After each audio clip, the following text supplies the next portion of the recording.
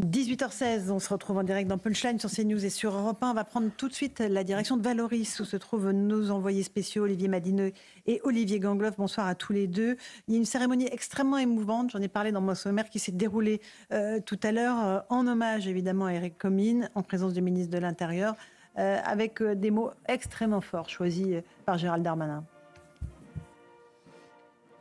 Oui, absolument, une cérémonie d'à peine 45 minutes qui s'est tenue à la caserne Hausseur de Nice.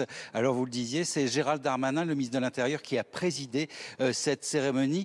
C'est la veuve d'Éric Comines qui avait souhaité que ce soit le ministre de l'Intérieur qui préside cette cérémonie. Il s'est entretenu avant le début de la cérémonie une vingtaine de minutes avec les proches d'Éric Comines, sa veuve bien sûr et ses enfants notamment.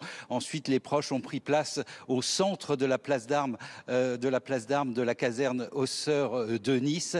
Le ministre de l'Intérieur a promu au grade d'adjudant-chef Éric Comines et il a aussi fait chevalier de la Légion d'honneur. Il y avait de nombreux élus locaux, parmi lesquels Christian Estrosi, le maire de Nice, Éric Ciotti également. Le public n'était pas accepté dans l'enceinte de la caserne, mais de nombreux badauds étaient derrière les grilles de cette caserne. Et vous le disiez, Gérald Darmanin a pris la parole dénonçant les faits qui se sont produits lundi dernier. Ce n'est pas un refus d'obtempérer, c'est un crime, a-t-il martelé. Merci Olivier Madini et Olivier Gangloff. Ce qui est intéressant, François Pupponi, c'est donc que la présence du ministre de l'Intérieur a été souhaitée par la veuve, qui la semaine dernière a secoué les consciences en disant « c'est la France qui a tué mon mari par son laxisme, par sa tolérance ». Elle a expressément que ce soit Gérald Darmanin. Oui, parce qu'elle elle a compris que Gérald Darmanin défendait les policiers et les gendarmes, que c'était un grand ministre de l'Intérieur, et en demandant à ce ministre qui soit présent, c'était qu'elle disait à d'autres « je ne veux pas vous voir ».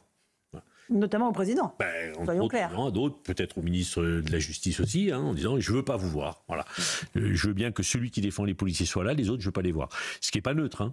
Parce que quand une famille... Mais après, c'est les familles qui décident aussi lorsqu'il y a un hommage comme celui-là, qui doit être là ou pas.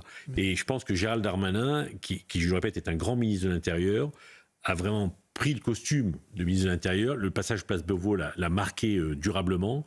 Et il en a lui aussi assez de vivre avec des policiers, des familles de policiers, de gendarmes, qu'il est obligé d'aller voir régulièrement parce qu'il y a eu des drames, parce qu'ils se sont fait tuer, parce qu'ils se sont fait blesser.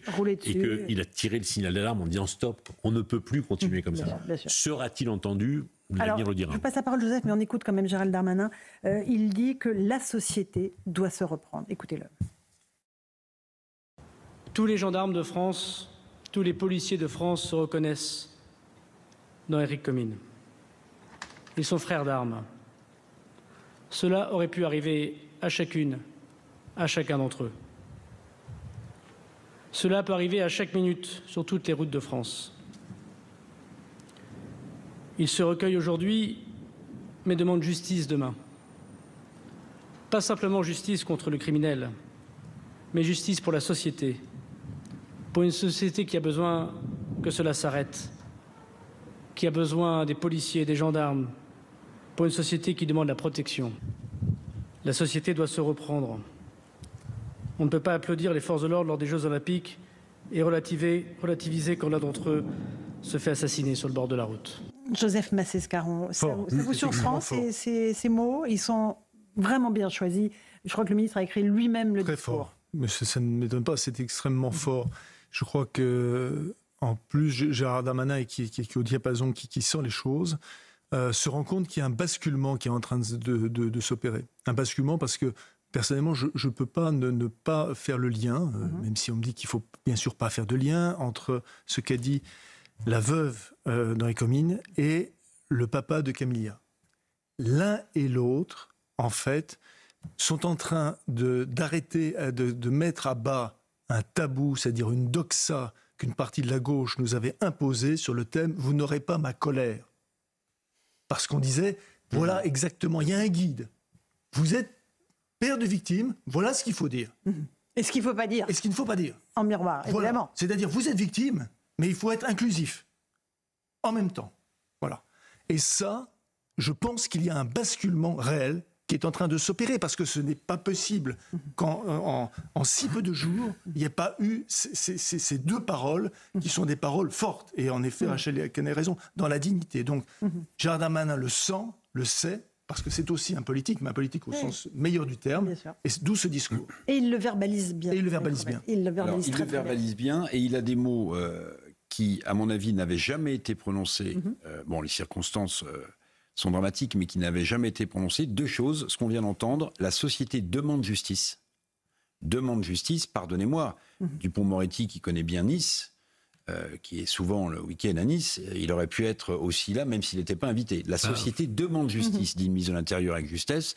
Et autre chose que je n'avais jamais entendu dans la bouche d'un politique, d'un ministre de l'Intérieur, ce ne sont pas des faits divers, mais des faits de société.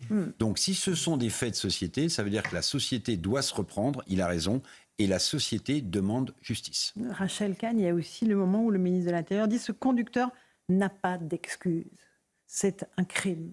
Et ça pèse extrêmement lourd de la part d'un ministre de l'Intérieur, évidemment. Absolument, surtout qu'on est... Alors, je suis entièrement d'accord avec vos deux interventions, mais il y a eu cet autre basculement dans le discours où là, cette fois-ci, il n'y a plus le fameux « oui, mais ». Il n'y a pas d'excuse, il n'y a pas de « mais » après.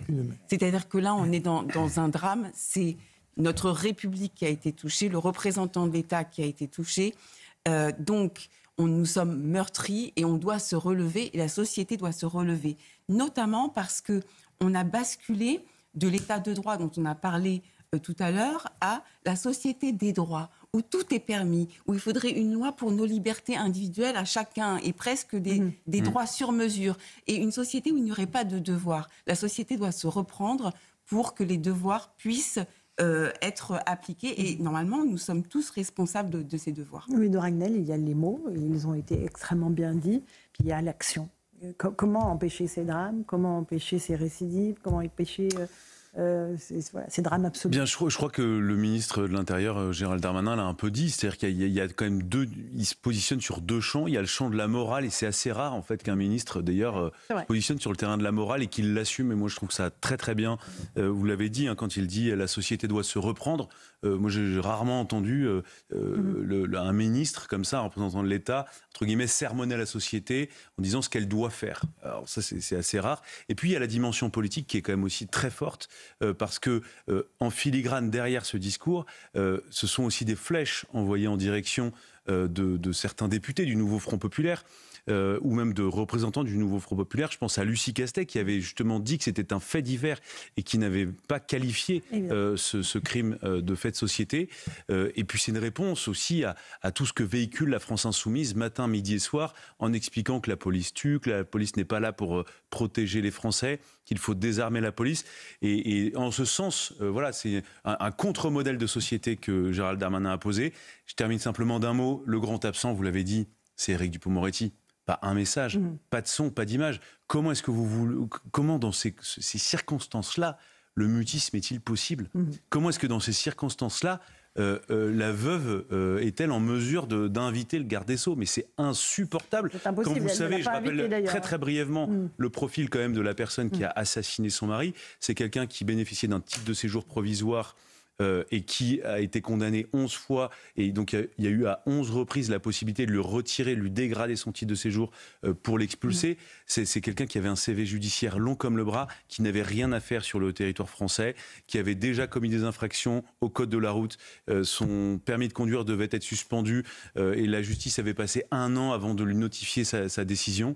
Et donc je trouve qu'il y a des loupés béants du côté de la justice, et il est consternant, objectivement, que le garde des Sceaux reste silencieux. Alors, peut-être est-ce en raison des tractations qui se déroulent toujours à l'Élysée? Eh bien, si c'est ça, honnêtement, c'est pas très honorable. Vous le savez,